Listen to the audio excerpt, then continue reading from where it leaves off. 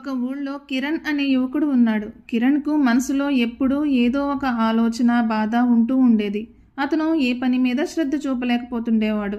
అప్పుడు అతను ఒకరోజు ఒక సాధువు దగ్గరికి వెళ్ళాడు.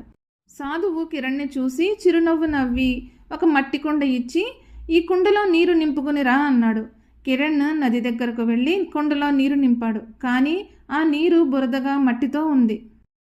కిరణ్ ఆ కుండను సాధువు దగ్గరికి తీసుకొచ్చాడు. సాధువు ఆ నీటిని చూసి నీరు స్వచ్ఛంగా లేదెందుకు అని అడిగాడు. కిరణ్, నదిలో నీరు బురదగా ఉంది స్వామి అన్నాడు. సాధువు నవ్వి ఇలా చెప్పాడు, ఈ కుండను ఇక్కడే ఉంచు, దాన్ని కదపకు అని అన్నాడు.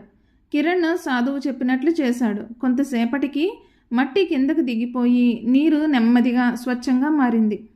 సాధువు కిరణ్తో ఇలా చెప్పాడు, చూడు కిరణ్, నీ మనసు కూడా ఈ నీరు లాంటిదే.